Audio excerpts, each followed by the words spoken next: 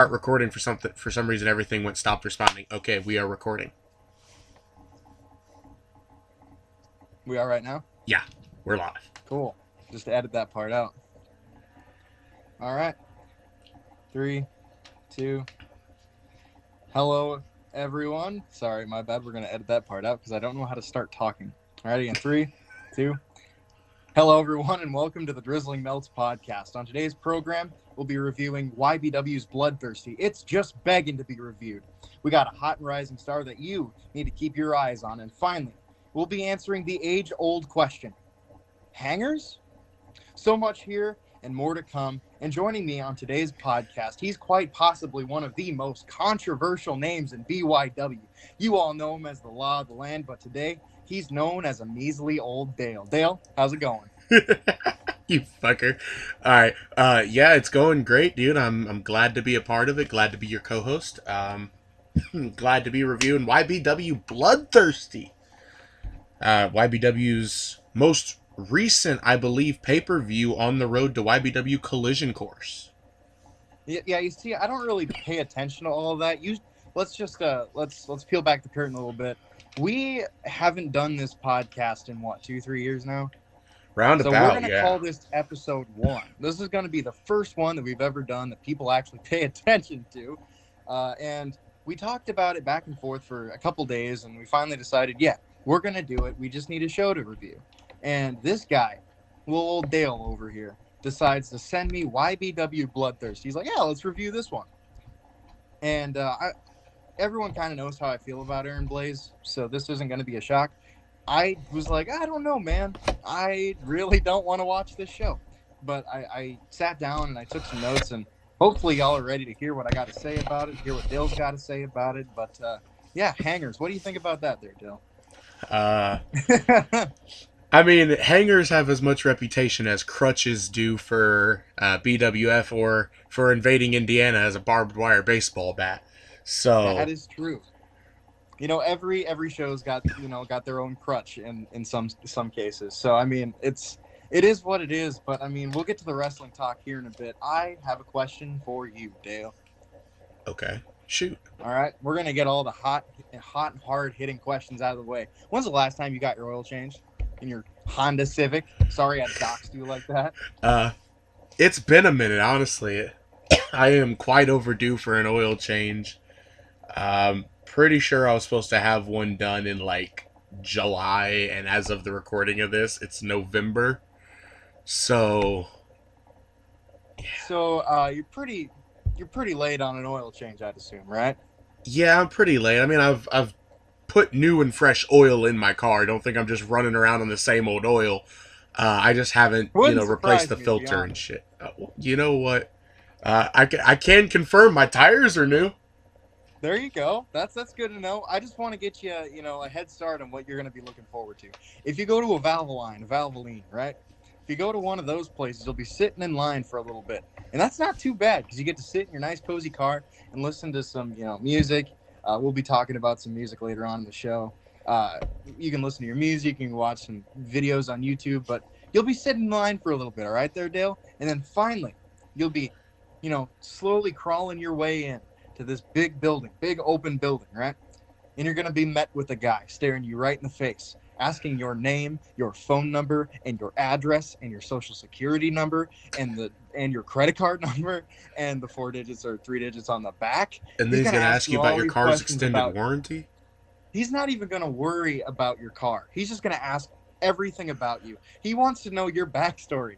And then finally, he will decide to boss some minimum wage worker around trying to be like, all right, this is the oil that goes in your car. And they're like, all right, it's going to take about 15, 20 minutes and it'll all be done, right? It's not that big of a deal. It's an oil change. Fuck, I've changed oil, but I'm not home right now to do it. So I'm sitting there and I'm waiting for my oil to be changed. He told me, all right, we don't, your car only has this oil. I don't actually remember it off the top of my head. Story sounds very personal. Very personal. No, it's just from what I've heard. So they told me they only got one oil for my car, and it's like $80. And I'm like, what the fuck? Okay, whatever. $80 for oil? That's kind of overrated, but that's okay. You know what? I'll take it. Put it in my car. Put it in my car's open mouth, right? So they start filling my car. They're getting ready to start filling my car with oil. And they go, wait, we don't have the oil for your car. How about this one? This one's pretty much the same thing. It's just not what the factory, wants. Pretty much, I am totally doxing Valvoline right now because they're pretty cringe over there. So they're telling me a whole bunch of stuff like, yeah, it's not going to mess up your car or whatever, and it'll only be about like 10 minutes. I'm like, cool. So I'm sitting in my car. They finally start putting the oil in, and this chick comes over, and she's like, hi, my name is, I don't remember her name. And I'm going to be, changing your oil today, kind of like as if it was like a checkup. All right, my name is Dr. Penis, and we're going to be checking your prostate today. Like, why did she come up to me and say that? I don't care. And she did nothing with my oil and just pumped my tires up. I'm like, cool. Those were already like pretty close to flat, and I'm not trying to pull a Dale over here.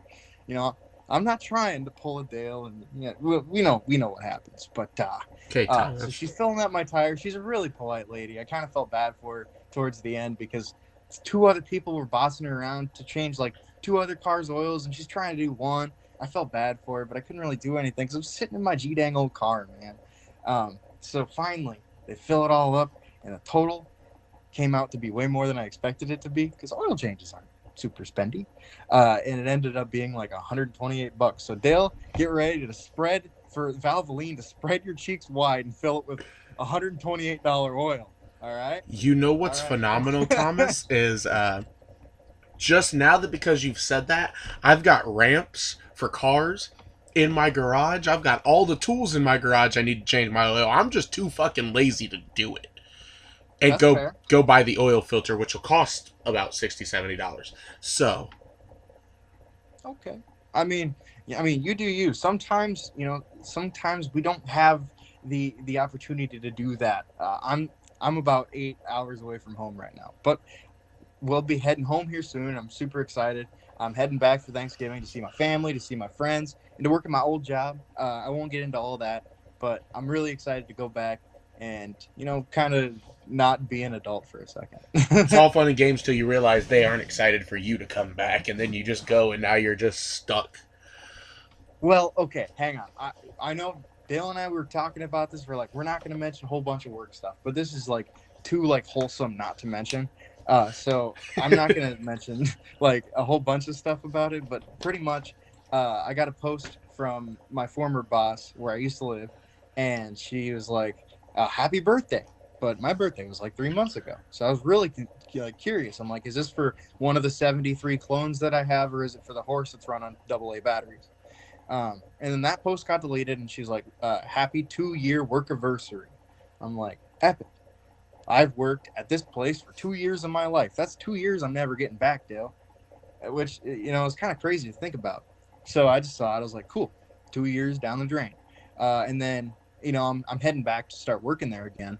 And people there have been notified that, hey, guys, that Thomas guy is coming back. So just be prepared for all-out warfare. You get to go bang your head on the wall a couple times. Yeah. I get to go absolutely freaking monkey mode, right? But there was just a whole bunch of like really nice things put in the comment of the post, like, I can't wait to see you, Thomas. This is going to be the best 2 weeks ever, stuff like that. Like, we miss you, Tom. I'm like, fuck yeah, dude. And I had never felt more like welcomed in that page. Tom, are you so it was like super drunk? Nice to hear. It was really nice to hear and see, like people do care, and they're ready for me to come back and get a little bit of work done. Speaking of work, we should probably work our way forward into talking about some pro wrestling garbage that's gone on in the past weekend and, a couple months at this point. We're going to start it off hot and heavy. Dale, you actually watched the show. What did you think about the main event, Full Gear? MJF versus John freaking Moxley. And the finish is what we're really focusing on today. Leading into the finish, I didn't realize pile drivers through tables on the outside of the rings were a transitional move, but we'll take it like it's 2K13 and you wanted to pile drive your opponent through the table live. There you go. Moxley pile drove MJF through the table. We had a lot of fucking pile driver moments on that show. Tombstone pile drivers in almost every match. I guess it was people paying tribute to Taker. recently retired, all that good schnaz. But what really caught me was when MJF picked up Moxley for a tombstone on the apron, and they did a spot where MJF's knee slipped out from under him. Moxley still took the tombstone, but like there was no protection on it. Moxley's head just ate shit. I didn't know that. I haven't actually got to watch the match, so pretty much you're leading the charge on this one. But we go towards the end of the match. We get past all the ha-ha funny moments. Moxley hits him with a beautiful paradigm shift. He goes in for the 1-2-3, kicks out. There are a lot of false finishes on this show, by the way. And we get towards the end, and somehow the referee takes a bump. I think it was because MJF actually pulled the referee in Moxley's way for something. Pulls the referee in Moxley's way. Referee goes down. Moxley goes down. MJF turns towards the camera, reaches in his tights, or trunks rather, and pulls out the Dynamite Diamond Ring, which if you paid attention to the promos leading into it, he said he wouldn't have to use the ring to win. Right. He wanted to earn his chance. And if you remember, the biggest trick the devil ever pulled was convincing you he didn't exist.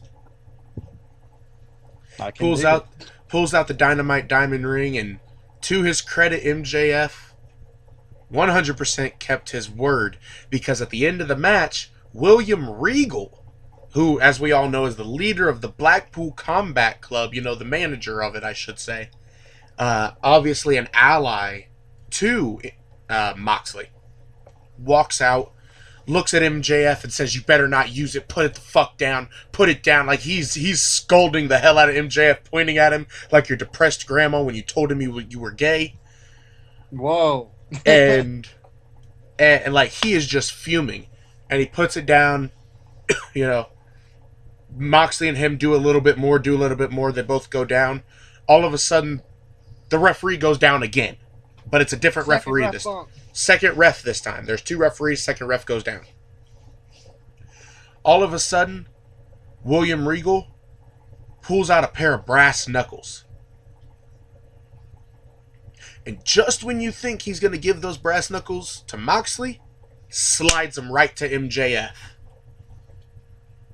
That no good son of a bitch. MJF bops Moxley, gets him with the 1, 2, 3 off the brass knuckles, and we have a new AEW World's Heavyweight Champion in MJF. And I mean, it's 3 years running at this point. This guy deserves the world title. He's been practically the main attraction of AEW besides CM Punk. I totally agree with you. I mean, this was like you said, 3 years in the making right here. There was really only one way this match could go, and that was with MJF coming out on top. And to the people who enjoy Jon Moxley's work, I congratulate you. I can't really, in my opinion, I sit there and I watch his matches, and they all kind of feel the same. And I don't necessarily enjoy his work as much. And seeing MJF, who is literally like a generational talent, like he says, coming in there and putting on some of the best work he's ever done, and then, having William Regal by his side now, I'm really excited to see how that all turns out. But after, I don't know if you got to see this, Dale. This was while I was trying to find the match. I was listening to the media scrum. Usually those things end up in a lot of controversy, but they do. This time it started out. Tony Khan comes out. He's sitting there. He's fielding questions, and MJF waddles in out of nowhere. Selling the leg. And he talks about how this is now destination TV, and how that he can't believe that anyone actually believed him when he said he was going to earn it. Not for that to get confused with, not for that to be confused with the Destination channel that Impact had a television deal with for a while. Yeah, we're not going to talk about that because that's definitely what I thought at first. But when he said you really think I was going to earn it? Hell nah, I deserved it. Like, damn, that couldn't be any more true. This guy's been working his ass off. And to be honest, for the bidding war 2024, there's no way they're not going to fork up as much money as possible to keep MJF for a couple more years. You know what I mean? Oh, yeah. And I mean, even if they don't, the pop MJF is going to get in the Rumble if he does go to WWE, is going to be astronomical. Granted, I have a feeling that if he does go to WWE, the first thing they're going to do with is put him with The Miz. Because have you noticed how WWE loves to put new people with The Miz? Well, then you got the Miz versus what Punk said was the less famous Miz. I mean, it's a story that writes itself, but a story that doesn't necessarily write itself as much as we got Bray Wyatt returning to the WWE after what was it, 8-9 months or whatever. He's been gone. He got released, and then they finally brought him back for this insane. I don't know if you remember it as much as I do, Dale, but the match had ended between what was it, Seth Rollins and Riddle. Matt Riddle. There you go. So the match had ended. Everything. The show looks like it's going off the air, and you see all these weird human stuffed animal type hand puppets type things. Yeah, it's the Firefly Funhouse characters. In fact, they pulled the swerve on us, and the match ticker at the ticker at the bottom that says copyright WWE, and the bumper and everything had already come up on the screen. Everybody was like, I guess that's the end of the show. And then the Tron blacks out behind Riddle, and the spotlights start coming on in the crowd, and the Firefly, everybody has their phones up, because it was the worst kept secret in WWE. We knew who the White Rabbit was gonna be, and who it was gonna reveal to be, but it was still one of those goosebump moments that you don't really get anymore. It was really it was a way to send us down the rabbit hole, for us to sit there and go, who could this possibly be? Who is going to be showing up? Even though everyone knew it was going to be Bray Wyatt, but he came out, and he's been showing up on Raw or SmackDown. I can't remember which show it is. SmackDown. Don't watch it a whole lot. So he shows up on SmackDown every week and cuts this little promo. But now it looks like we're going to be leaning into a feud with a certain LA Knight. What's your thoughts on that, Dale? I don't know if I'm the only one that gets this vibe. I think LA Knight is 100% the closest thing we're going to get nowadays to a Mr. Kennedy, without Mr. Kennedy coming out of retirement and being Mr. Kennedy. Because, I could see LA Knight going on winning Money in the Bank this year. I can see LA Knight doing some big things. And for Bray Wyatt's first feud back to be LA Knight, and LA Knight just got out of the dumbest gimmick possible with the Maxim Male Model bullshit.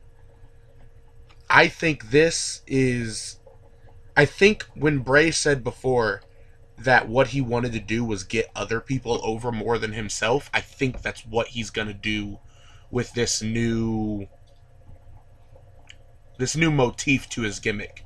Because at the end of the day, it's still Bray Wyatt. He's still a creepy cult leader, psychotic, dark, manipulative character. And the segment where LA Knight was like, we're even, smacks the taste out of his mouth, and Bray's like, you know what, we're even for that one. And then LA slaps him again and just walks away, and you can tell Bray's pissed. And then the rest of the show, we think Bray's gone, we think LA Knight's in the clear, and then all of a sudden the camera cuts to the backstage, and LA is knocked the hell out with a bunch of stuff all over him. They're not building this slow, but they're building it intuitively, if that makes sense. Oh yeah. Wyatt's first feud on SmackDown since coming back with LA Knight is probably one of the best ideas they've had. They've brought back tons of names, but Wyatt was one of those names that everyone expected to come back. Wyatt really wasn't going to work. His gimmick itself wasn't really going to work anywhere else. So where else was he going to go? Right back to the WWE. You got LA Knight, who is easily in my opinion, one of the best wrestlers on that show. Do I think the feud is weird? Yeah, a little bit. You got very unconventional. Going up against, like you said, just a possible Money in the Bank contender later down the line. It's a weird feud, but I'm really interested to see how it plays out. You mentioned Wyatt thinking, everything's done, everything's gone, but we also mentioned that I don't really know how to transition into this one so naturally.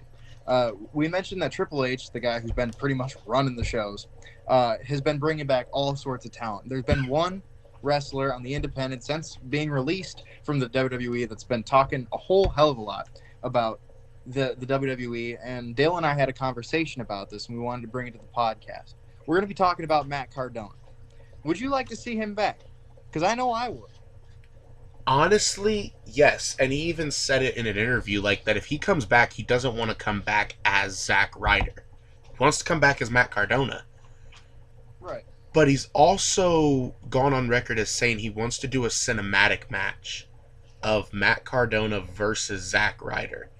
And where else do you get damn good cinematic matches but either Impact or WWE? I was about to say, Impact's hiring.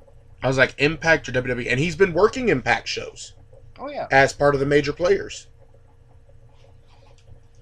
Matt Cardona is one of those names that everyone knows, but like just doesn't at the same time, because everyone kind of knew who Zack Ryder was. He was the one guy in WWE who got himself over and then got squashed for getting over. Right. He was always there, and he never really got a chance to shine. And as soon as he got released, he started working the Indies like none other.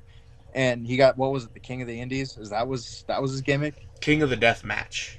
King of the Death Match. He went over to, what was it, GCW or one of those death match crazy promotions, and he took on some crazy guys and really put his name out there and showed that he's not afraid to do anything. Matt Cardona is one of those names that could really go anywhere. I could see him in AEW. I can see him in NWA. He's there. I could see him in Impact. He's there. But I would love to see him back in WWE as Matt Cardona, because this version of himself, in my opinion, is the best that we've seen since the stuff he did on YouTube in 2011. Yeah, and I mean, we already know Chelsea Green is on her way back. Like it's inevitable that Chelsea Green is going back to the WWE. So like, obviously, just like with Johnny Gargano and the Poison Pixie, I can't remember, Candice LeRae. There it is. There you go. The name stumped off the top of my head. When one of them's in WWE, the other one's usually in WWE. And over like in AEW with Britt Baker, when Adam Cole released, where did he go? Right to AEW where Britt Baker was. And, Zelina Vega and Aleister Black, Malachi Black, same thing. Like, when Zelina released, she was going to go to AEW, but she was under that no-compete clause, so... And then she ended up, going back? Yeah, she went right back to WWE because she thought Aleister was going to come back, and then AEW locked down his fucking contract and wouldn't release him from his contract. And then when they finally did, they gave him a conditional release where he wasn't allowed to work for WWE. He's back on TV, though. Is he? His face is back on TV there, Dale. Don't go like burying AEW just because you misheard or misread information. For a while, that's what was going on. He was on a conditional release where his contract, he wanted his release. He's requested his release. Yeah, I mean, that was something that was talked about, 3 months ago? Yeah. His face is back on TV, at least as far as I know. They've been putting him on the Rampage show. He's not been wrestling. Something with Julia Hart. They, buried him or something like that. All this to say, Matt Cardona is a name that I think both of us would love to go back and do some stuff in WWE. I guess that's really all I got to say about Matt Cardona. You got any other words for you? Maybe a new internet championship design. Like, we get one every big moment for his career. Like, if he went back to WWE, would we get a new internet championship design? I don't know. There's only one way to find out, and that's if he steps through that forbidden door and he starts working back in WWE. But I'm not his promoter. I don't do that stuff. But I am a promoter of my own stuff, and so are you, Dale. We got tons of things to promote up in here. I'll start off by saying, my name's Thomas. I'm in a band called Drop Off. We're getting ready to release a new album called The Morning After, spelled with the U, like Sad Boys. That's going to be all over here soon. We got a single out right now called Frog Bucket. It's a really good song. You should go check it out. Fun little fact, one of the songs on The Morning After was on the Demo Hours, our EP, was for one of Dale's shows called, what was it? War Games 2. War Games. It was War Games, the original War Games. Well, there you go. It was on War Games. It's called Just to Feel Something. It's on Spotify, pretty much wherever you get music. But to the wrestling side of things, You're going to see my face here soon over on the SBW side of YouTube. Just pretty much look up SBW Kurt Adams or SBW Riley Bates. You're going to find it. It's called SBW1 versus All. It's kind of a gauntlet match type rumble with a world championship match at the very beginning of the show. It's going to be me versus Bane X. I'm your SBW world champion, and I'm going to be taking him on one-on-one at the beginning of the show for the World Heavyweight Championship. That's pretty much all I got. All I got to promote. Dale, I'm going to tag you in. Now it's time for you to run your mouth. Obviously, we were supposed to be releasing CBW. Why am I spacing on my own name? Hard Reset. CBW Hard Reset. Obviously, the tapings for it, unfortunately, getting postponed due to my fat ass breaking the ring. That's a shoot too. Like I went off the ropes for a face wash, and the corner just went. This is how it goes. The weld broke. Accidents happen. But speaking of that ring belongs to Explosive Championship Wrestling, or XCW Shelbyville. And they have a show coming up called Last Laugh. And in that show, you get to see Jackson Law, the Law of the Land, my other name. The most controversial name in BYW. Taking on Jay Ellis. Certainly going to be a match to remember. So, I guess that's something to keep your eyes on. Indeed. But I think it's a time. I think it's a time. Me sounding like I'm out here trying to be Mario, but I think it's time that we stop talking and we start getting to the review of YBW Bloodthirsty.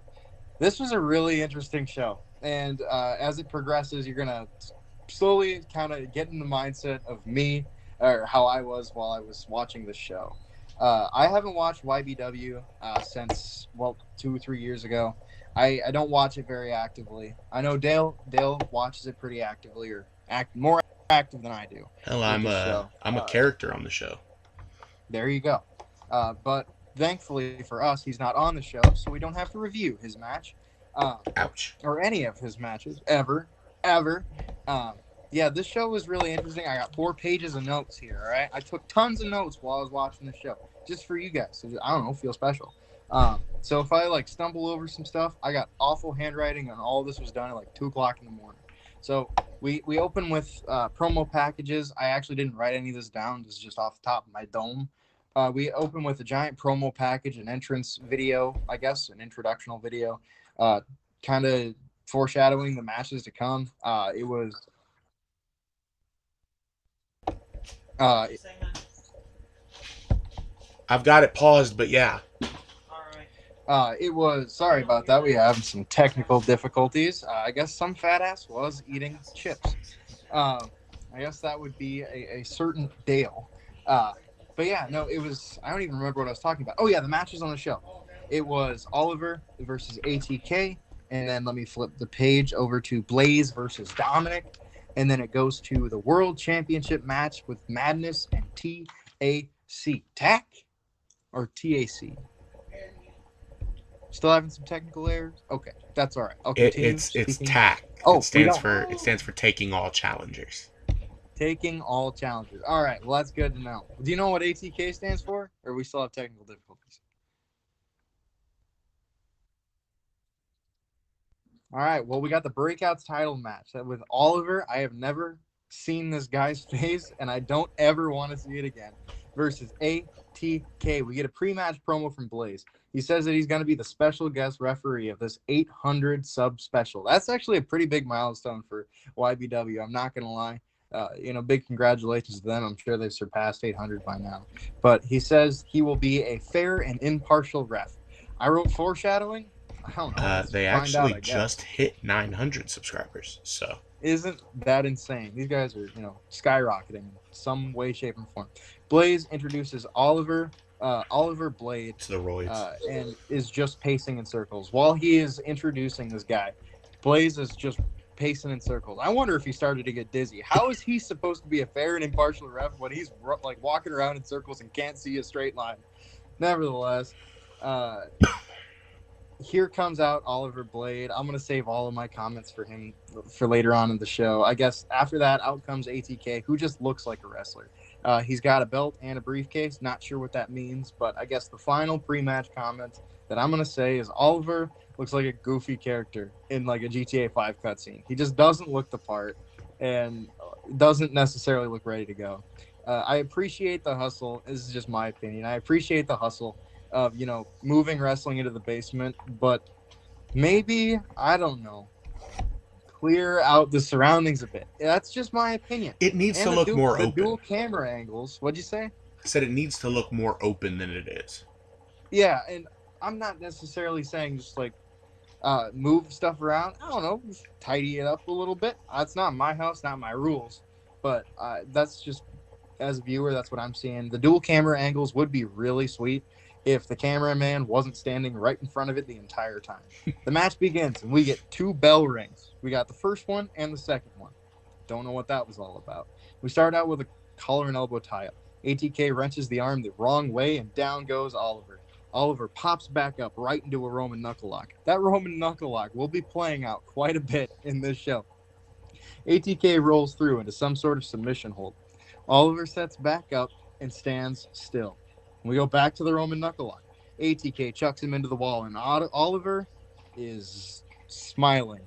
I mean, he's looking right into the camera with his big pearly whites and his little tiny mustache, and he's just letting everyone know how happy he is to be here in YBW. I don't know about you, but that just feels a little wrong to me. You're getting your ass handed to you wide on a basement floor, and you're smiling ear to ear. I don't know what's going on there, guy, but maybe it's just ring rust. I don't know if he's new or if he's old. Oh, Oliver's new as dog hat. Like he is green as a blade of grass. I could tell, and I I tried to go nice. All right, ATK. Okay, my bad. ATK seems to be the only one taking this seriously. Oliver's face is so red, dude. Blaze starts chanting, "We want wrestling," and I go, "Yes, literally, yes. I just want some wrestling, guy. I want to review some wrestling." ATK hits a super kick, led by a no-sell from Oliver, into a ripcord. Something. According to the commentary, but honestly, I just want to get this out of the way. The commentary was the highlight of the show. It was the most meta commentary I've ever heard in my entire life, and it was really nice to hear, because while he hits this ripcord, the commentary team goes silent, and you just hear something, and then we go back to the action. ATK stomps him in the gut. Oliver stands back up and no sells. We get a discus punch, and you're going to just take a guess what happens next. So ATK hits this discus punch. Take a guess what happens next. I don't know. Maybe the best cell in the universe? You're getting close. We get a no sell. I can't face palm any harder than I am right now, folks. ATK nails a brain buster on Oliver, and it looked like it killed him. We go for a pinfall, and we get a 1 count. Oliver just stands right back up and does absolutely nothing. What the fuck, man? And we go right back to a Roman knuckle lock. Oliver finally does something and kicks him in the knee. Okay. And he does it again and again. And out comes the kendo stick. Oliver kicks ATK in the face, and out comes a chair. Pinfall for a 2 count. ATK pops right back up and hits a super kick and another. ATK pins him for the 2 count, and Oliver just sits up Undertaker style and starts working the knee again. Will this match end? I write, because I'm really curious if this match will ever end. We get an elbow drop. I can't remember from who. It's been a second since I've watched it. We get an elbow drop and a pinfall. We get a 2 count. I'd assume ATK did the elbow drop, but I'm not here to assume. I'm here to review. ATK pulls out some barbed wire and spikes him DDT style right on the barbed wire chair, I guess. The handful of barbed wire sitting on top of a chair. We get no pinfall. And then we get some more garbage. We get another super kick, and they fumble around with the barbed wire until ATK nails himself in the nuts with a bat. Oliver just has no emotion. We get a DDT on the chair from Oliver. We get a pin and a 2 count. Oliver looks... I don't know why I wrote this one. Oliver looks like Bane X and Atomic Titan's love child. I'm just saying. We got some prom night dumpster baby type stuff happening over here. That's messed up, dude. Even for you. Uh, the commentator says, "How are we supposed to top this?" In my opinion, that seems to be an easy task. Yikes, bro. Uh, uh, Ouch. I look back up from writing notes, and ATK broke his leg. Uh, broke his leg, or from hearing ATK broke his leg to see ATK flying through the sky with a claymore to Blaze. We get a little bit of a ref bump as we were talking about earlier. Oliver goes for the pin, but the ref is down. Oh no, what are we gonna do? The match was so bad it made my TV freeze. It stopped at that very moment. Everything just came to a halt, and I got a spinning circle. Finally, I got it all back in control, and so did ATK. He gets some control, and with some movie magic, he hits a rolling V trigger for the W. After this match, Oliver Blade turns on Blaze for seemingly no reason. He punches him in the mouth and then leaves. And then I believe ATK came by and like picked him up and walked him out because they're best friends and they like each other in the butt. So, Um, what the fuck? so let me, Dale, you understand this a little bit more than I do. Can you explain to me what the hell happened at the end of this match? Because I'm sitting there, I'm just trying to watch this. I'm trying to give it a quick and honest review, but it's so unbelievably. This match, in my opinion, was the worst on the show. Do you agree? So, yes, 100% I do agree. And it doesn't get any better with Oliver as a referee later in the show. Oh yeah, I But get there. but ATK tried his best. I used to shit on ATK a lot. He's genuinely gotten a lot better as far as like wrestling and psychology of wrestling goes. Um, as far as the ending of the match, the turn on Blaze was because, if I'm not mistaken, in the build up to this, Blaze had quote unquote taken Oliver under his wing, which may explain some of the no selling. Uh, Whoa, we don't gotta be taking pot shots here, okay? nah, I'm just fucking with him. Are But you just playing? yes, I am. Okay, But that's good to know. um, and Oliver had turned on Blaze, because heel turns to start feuds are cheap and easy way to get a feud going. Um, and on that note, ATK and Aaron Blaze, longtime friends, former tag team partners. I think at one point former tag team champions together for YBW. Okay, all right. Even though I kind of don't understand how YBW has tag teams when they're all the same people just under masks. But we know Hey, let's not expose the business here, guy. we can You talk about freaking that mark. too. We could. I mean, we're not in kayfabe, are we? Me and you aren't. I don't know. Are we? I don't know. I guess is that really all that you saw in this match? Is there something that you saw in it that I didn't? Honestly, no. Oliver needs to not wrestle without at least learning how to do some shit. Uh, Right. because I watched this show the first time and I texted Eamon or Blaze and was like, I would have kicked him in the fucking head as much as he no sold me in that. Oh yeah. I'd have gotten super upset. And I got a couple things I'm going to say at the end of the show. But my final thoughts here is this really should have just been a squash match for ATK. ATK really does look like a wrestler, and you can tell he's putting in a lot of effort, but there's only so much you can do with a 130-pound sack of meat. Like a sack of meat that's not working with you. It's like wrestling a couch. There's not much you can really do there. In my opinion, if I'm going to put it at a star rating, which I think this is all about, I'm going to put it at an easy 1 star for effort. I felt bad for ATK in the moment. There was way too many no sells in this match. In my opinion, was an absolute freaking stinker. Is it a drizzling Meltz? I don't know. I think it stinks though. 1 star for effort. What do you think, Bill? I think the star rating is accurate. I definitely don't think it's a drizzling Melts just because of the effort ATK gave. You could tell he was working with what he had, man. Oh yeah. Because I've seen ATK work, and ATK can work as ATK. There's a reason he's holding the Breakout in the Case briefcase and the Breakouts championship. Right. Like, ATK is definitely probably one of the most improved superstars in YBW. So, you could definitely tell he was working with what he had. So a 1-star rating is extremely fair and extremely solid for that match. And ATK will get better with time. And I'm not necessarily so sure about Oliver, but in time, I think we'll be talking about him just a little bit more.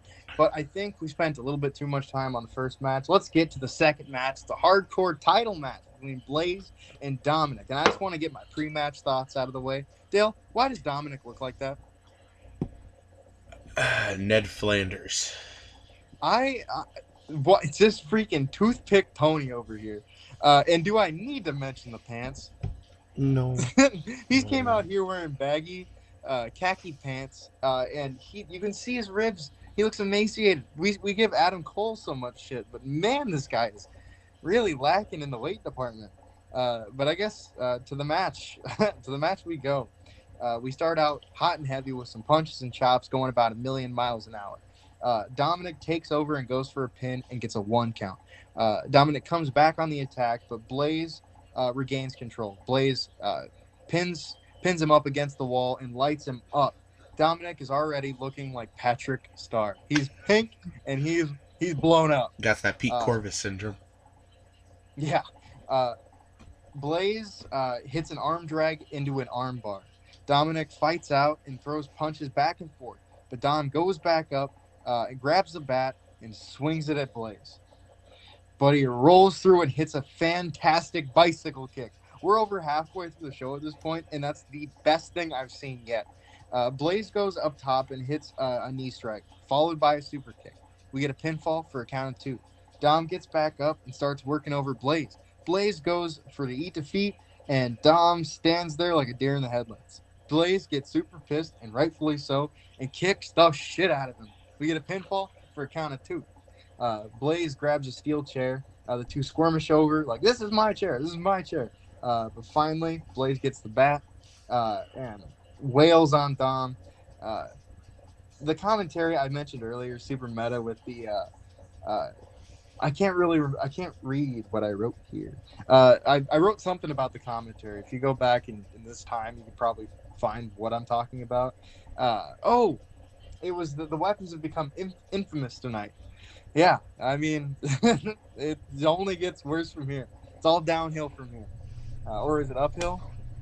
Which way is more of a struggle? Uphill. Uphill? Okay. All right. Okay. Most definitely uphill. Okay, yeah. I looked down to take some more notes, and Dom had a heel hook, but Blaze kicks him off to wail on him with the bat again. Blaze hits a DDT on the cookie trays. That was part of the garbage. And Blaze follows up with a frog splash and a leg drop. Pinfall for the count of 2. Blaze gets right back up, and Dom reverses into a spear. They go for punches back and forth. Blaze slams back and hits curb stomp for the count of 1. Blaze hits a second curb stomp for a no-sell. Goes for the third. Dom reverses into a clothesline and wins the match. 1, 2, 3. That's it right there. Final thoughts for this one. Blaze was really good in this match. Like, I know people, I know I give him a whole bunch of shit for being like a reckless worker and stuff. In this, like in YBW, he's in his element, and he really is the star of the show. He just doesn't surround himself with the best of dudes, and Dom is one of those dudes. And honestly, it didn't go too long. The finish was plausible, and the match was bearable. If I were to put this at a star rating, I'm gonna go 3.5 stars. To be honest with you, 3.5 stars. See, I've got to give it the 3 stars. I don't know about that extra half a star for me. Like, it was solid. It was a good match, but Dom just no selling too much, and the the whole deer in the headlights thing. Like, when you're doing stuff in wrestling, you're supposed to feed to your opponent. Like, if you're the one in control, you're feeding to him. You know, like, I go down, give a clothesline, person gets back up, runs at me, second clothesline. The flow and everything drops off and dies if the person who stands up after taking the clothesline doesn't run at you. Right. So, like, the flow of it was good. You could tell Blaze was in control. You can tell they had actually planned some of those spots ahead of time. For me, it's a solid 3 stars, and I know Dom isn't the best now, but I attribute that to being a little rusty because he's a returning superstar for Is he YBW. really? Yeah, I he didn't know that. hadn't When was he on the show before? 2 or so years ago. He hadn't wrestled That's and kind of he hasn't crazy. done anything wrestling in almost 2 years. So Okay, I mean that checks out. I attribute that to a little bit of rust. I mean, the rust was, I guess, in that case, the rust was visible. But I mean, the match, it was good for the most part. There was some sort of like hiccups in the match. You could tell that, I guess, neither of them were like super on their game, but they were trying. They were putting in the effort, and that's what matters. We got to respect the hustle. Once again, the basement stuff's a little awkward, but these guys put on a pretty good showing. Dom looked a little clueless at times, but the match didn't go too long. I said that earlier. It was a pretty okay match. I'm gonna stay strong with 3.5. I'm gonna give him that 0.5 for that epic bicycle kick. Um, I guess that's on. We're on to the main event. The main event was for the world title with Madness and TAC. And Dale, you and I have a little bit of a disagreement here. Indeed. You and I think differently about this match, and would you like to explain your take on this match? For me, I think it was the best show on the card, or best match, or at least best actual all around working on the card. It may not have been the best match per se, but like, just you could tell that TAC and Madness worked together before in some capacity. If we're not breaking kayfabe, I can't sit here and tell you that the people behind the masks have worked together outside of the masks before, and you can tell that they're comfortable with each other. Okay. To that same degree, I do think the amount of weaponry used was a bit excessive. But it also plays into the show theme because the show's entire theme was bloodthirsty, like out for blood, hardcore, stuff like that. So, Yeah, I didn't know that. I thought it was just a fun little gimmick, like, ooh, we're gonna be drinking blood and gargling piss. But once we finally got into the show, I understood a little bit more why it was called Bloodthirsty and what was happening on the show with all the weapons and the same bat and the same kendo stick and the same chair. And we get some new weapons in the main event. Should I start my review here? Should I start? Should I go on? yeah, yeah. I just wrote this as a fun little note. We love having two masked dudes in the main event. We love it. We love to see it. I mean, people bitch about Blaze being in the main event too much. He wasn't in the main event. Give him credit where it's due. He wasn't in the main event.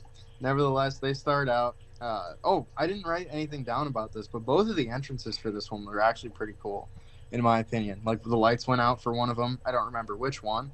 The lights went out. There was some cool like light flickery stuff going on, and it kind of felt cool, like Undertaker versus Undertaker 2. It was pretty neat. But let's get to the match itself. They start out with a collar and elbow tie-up. Tack locks up into a headlock. Madness goes for a fireman's carry on the ground, but Tack slaps him on the top of the head. All playful like too, but we're back to a standstill. Tack flips the bird, and so we start back to the Roman knuckle lock. Madness gets the pin 3 times, but the ref sucks, which is noted on commentary. And we go into a triangle chokehold. Tack escapes the hold, and we go back to a standstill. Tack targets the leg and goes for a running knee, but Madness steps out of the way and hits him with a clothesline. Madness goes for the cover and gets a 1 count. I think that had to have been something with the ref. There was a lot of ref issues in this match. Thank you, Oliver. Yeah. Madness locks in an armbar, and the ref counts it as a pin. I think it's worth noting that Oliver is that Oliver kid. I don't know his full name. I just said it earlier. Oliver Blade. There you go. Oliver Blade is the ref. This is just bad. Tack reverses into like a backslide, which the ref doesn't count. The two start striking back and forth, and Madness hits a hip toss and goes to grab a kendo stick. Here we go. Let's get the weaponry. Smacks him a shit ton, leading to a ton of overselling. Madness goes for the DDT. Tack reverses it into a super kick. And again. Tak grabs a chair, and I'm moving to another page of notes. Beats him with it. He gets a chair and he beats him up with it. We go for a pinfall and we get a 2 count. Tak locks in the ankle lock. Madness grabs a chair to escape. I'm sure he slammed it or something against his leg or arm.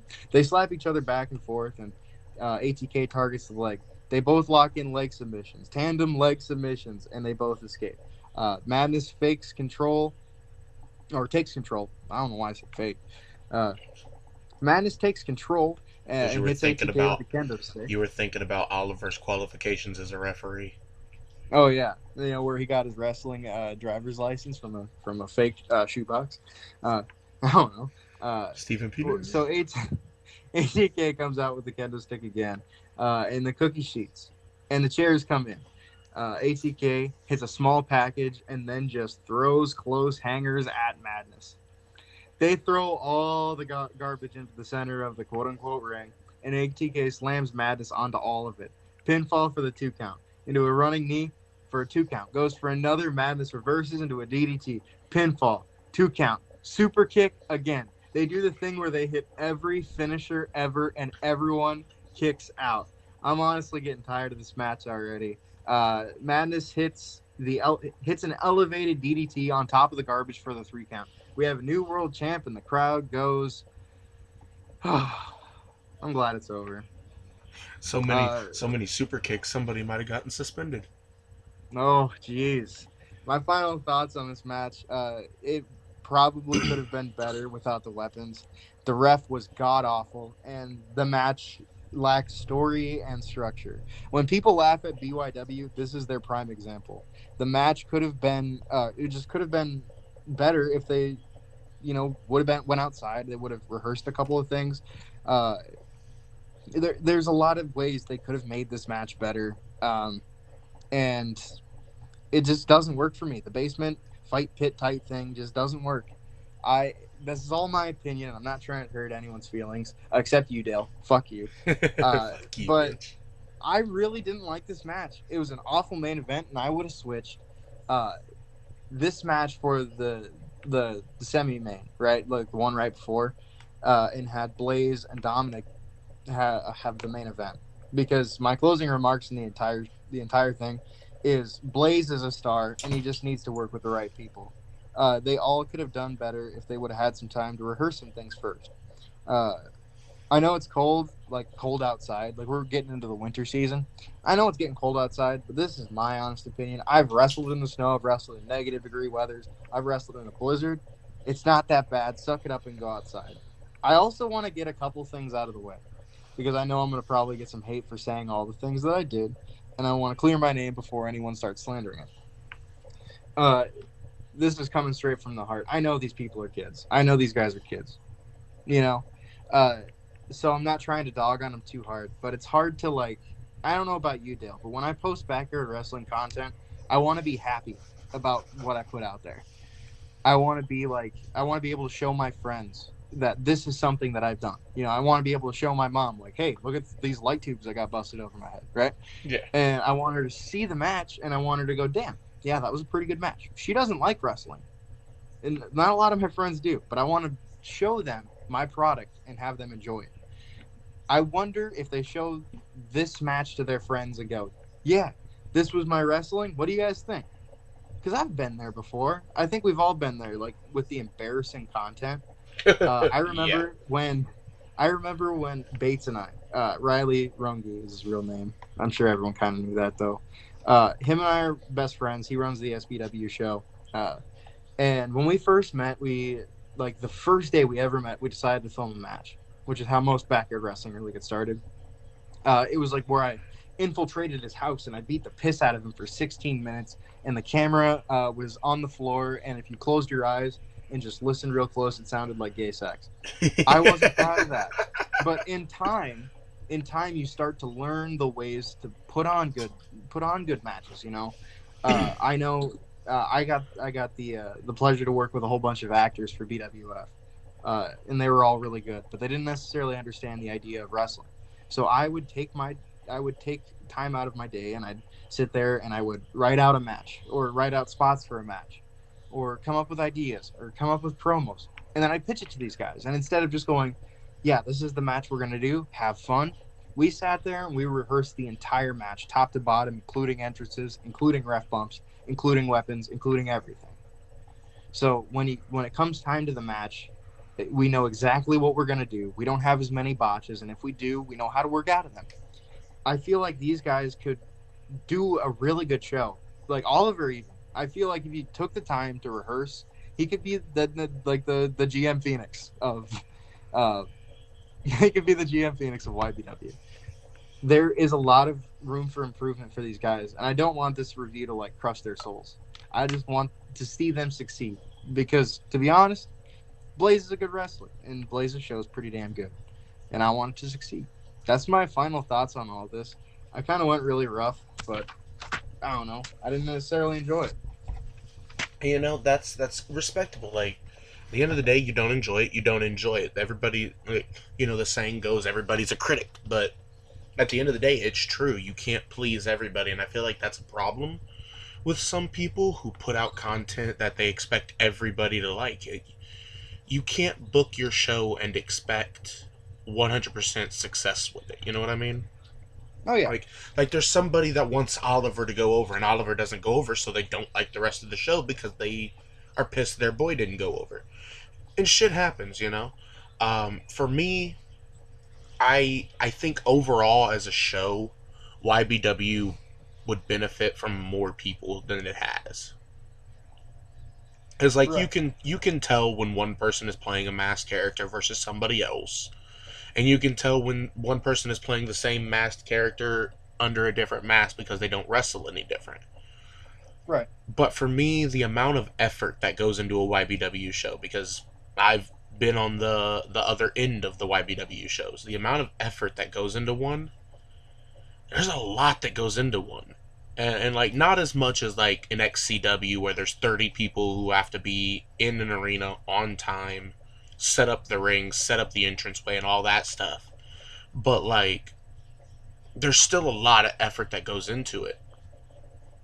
And I think especially Blaze himself running YBW, doing all the work behind the scenes for YBW, I think he lets himself really, he gets in his own mind about wrestling too much, because wrestling is supposed to be people's escape. And Right. I've said it before and I'll say it again, wrestling is Blaze's life.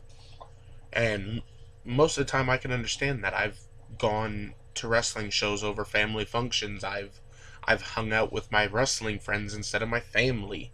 Like, I have no other hobby outside of wrestling right now. I've kind of given up all my other hobbies to make sure I can wrestle. So, Fair. like with Blaze, YBW is his life. Like it's his life's work. Mm-hmm. So when he's getting as much shit about it as he is, and it's the same shit from everybody, it kinda eats at him a little bit.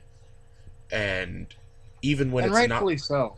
right, and when it's not the same shit though, and it's like different people nagging at every different aspect, it's like, okay, is anything I'm ever gonna do be enough for somebody?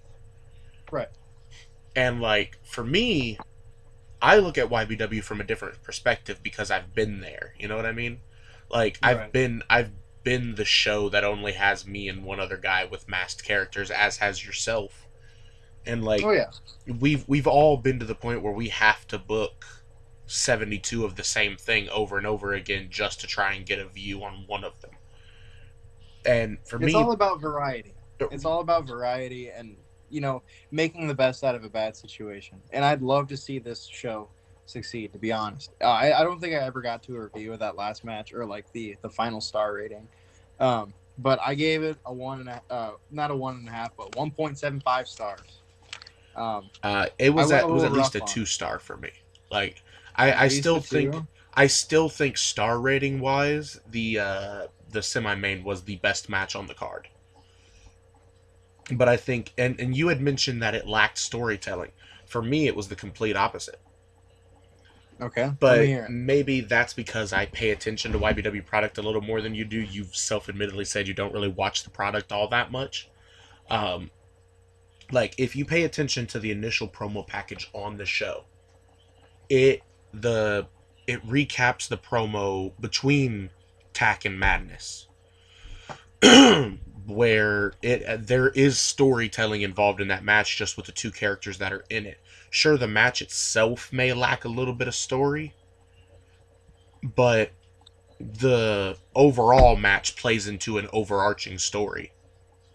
This is kind of, we're coming up on my least favorite part about backyard wrestling. It's the idea that everyone knows everything that happens all the time, 100% of the time. And for the for the most part, backyard wrestling is a very niche subject. Not many people really care about it. Not many people really watch it.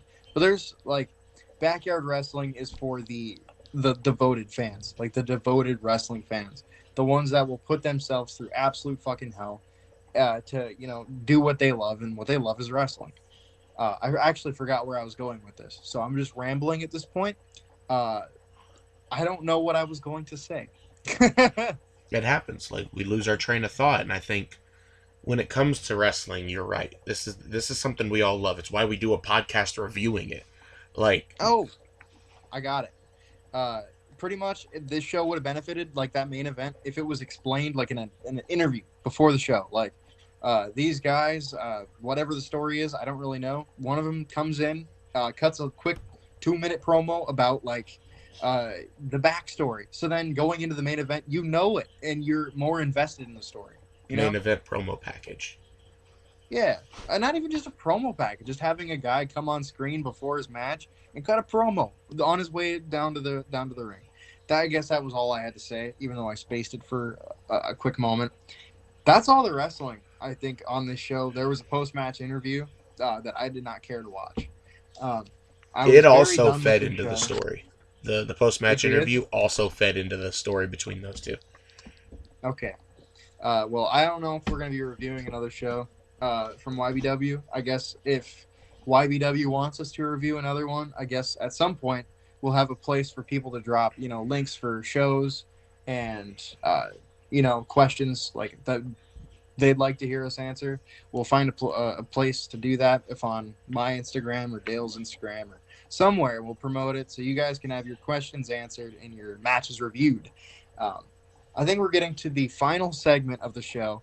If you're all right with moving on here, Dale. Are we doing the overall star rating on the show itself? Let's hear the overall star rating. I don't know how to do math, so this one's on you, Dale. So the first match, you gave it a 1.25. I gave it a 1. You gave it a 1? I thought you gave it a 1.25. Hang on. Let me shuffle through the notes. 1 star for effort. 1 star. Okay, so the first match, you gave it a 1 star. I gave it a 1.5. Okay. And for the second match, you gave it a 3 star, right? 3.5. 3.5 stars. I gave it a 3 star. And the We're pretty close on those ones. Yeah, the main event, you gave it a 1.75. Yep. And I gave it a 2. Still pretty close on that one, too. I thought you went higher on that one for some reason. So let me do my math real quick. And while he does the math, I'm going to just get a couple things out of the way. Up next, we're going to be talking about a wrestler that's going above and beyond in the yard. And I think you guys should keep your eyes on this guy, because he's a name that everyone knows, but we're just going to give him a little bit more of a boost as he continues working his way through the yard. Dale, you got the results yet? Yes, I do. So if we're giving it an average star rating, as everybody knows, the average is the combined divided by the number of combinations. It comes out to an average of 2.125 stars. That's not too bad. So 2.125 stars on what was a 3-match card with kind of felt kind of rushed out, honestly. I disagree. I felt like it was way too long. I felt like there was way too little going on. Not the show itself, but like the like overall show felt like it was rushed out to us. Oh, okay. That makes a little bit more sense. Like there was no story promos. There wasn't really many promo packages added into the story. Because like when I look at a YBW pay-per-view, I expect promo packages. I expect a couple promos, and there wasn't really much of that on this show. There were a couple, but not the amount that usually comes out on the YBW show. Right. I'll just get this out of the way and we'll move on to the next little part of the show here. Go support YBW. We're not trying to shit all over them. I've said it a couple times on the show that I'd love to see them succeed, and I'd love for you guys to support them. They're on YouTube. They're above 900 subs right now. They They're just approaching passed 1,000 900. subs. And They're getting close. And I will make sure that if this is posted on whatever channel this is posted on, that their merch link and their YouTube link will be in the bio. I was about to say, they promoted it a couple times in the show, like kind of had commercials. They got merch and they got a Patreon. You should go support them. They're good dudes with, a lot of interest in wrestling. Now, on to my favorite part. We're going to start up a new segment that I don't know if any other podcast is doing right now. We're going to call it the Wrestler Highlight. This is something that Dale and I agree on, which is very rare because we have completely different mindsets on about 95% of things. The idea here is that him and I pick one wrestler that is absolutely killing it on YouTube, and we're going to highlight them and why we chose the said wrestler. So Dale and I came to the conclusion, and it was actually a pretty simple one, that the person we want to, plug and talk about here a bit is a guy that everyone knows. He came from MVW, and his name is Jack Delta. Dale, you know a little bit more about him than I do. I'm just starting to get to know the guy. So do you want to give us a little backstory on what he's doing in the yard right now and where we can support him? I mean, as of right now, Delta is second to mine on list of companies that he's competed for. I mean, God, this man is like right behind me in the amount of companies he's been involved with or competed for. I mean, recently he went out to Texas, which is a state that I have yet to make an appearance in myself, and wrestled for WCEF.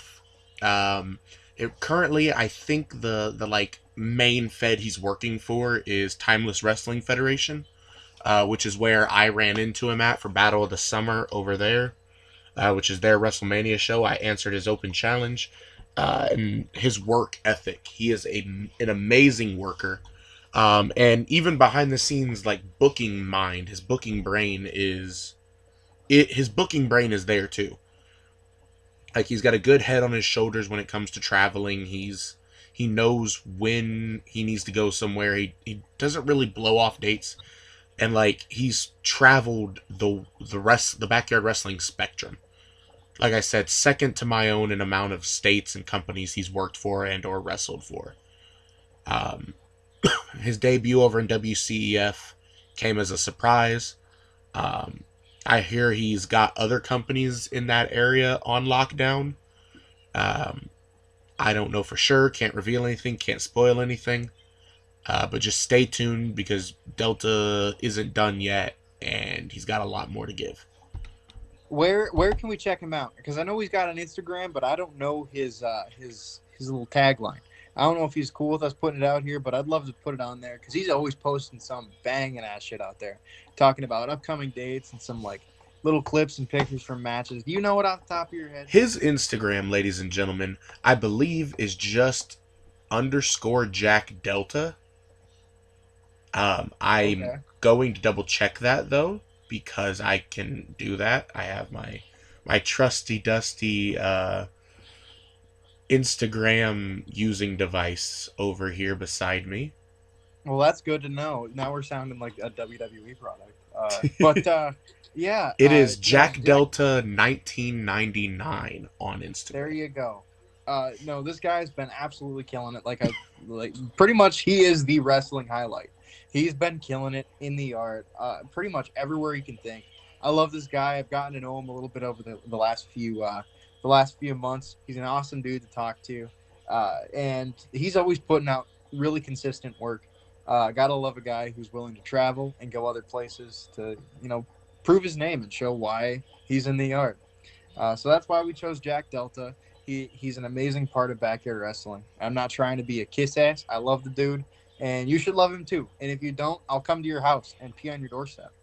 But I don't know what else we got here to say. I think it's time to for the show to wrap up. You got anything else for us, Dale? Will say this. Not only do we do the wrestler highlight segment, but on occasion, we will interview one of those wrestlers that we've highlighted. And I forgot about that. On the next episode of Drizzling Meltz, we are going to try to have Jack Delta as our guest. That'd be pretty neat.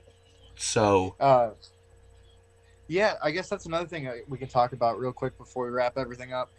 If you want to be interviewed on the show, you can either talk to me or Dale on Instagram. I'm sure pretty much whoever's listening to this already knows who we are. Um, we might start an Instagram page, a Facebook page, something where people can see this. Um, so we're gonna have a place for you to leave questions, leave some shows for us to review, because there's a lot of backyard wrestling out there that we are completely oblivious to. Like I didn't know there was a wrestling fed out in North Dakota. I learned that in Jack Delta's live. Fun little fact. Learn there was one in Iowa today. Like, Yeah, it's there's so much out there. So if you're hearing this right now and you're going, damn, I'd love for these guys to shit all over Mike. I mean, I would love for these guys to review our show. We'll have a place for you to put it at some point. If you have some hard hitting wrestling questions, you can leave it at the same place. Talk to me or Dale.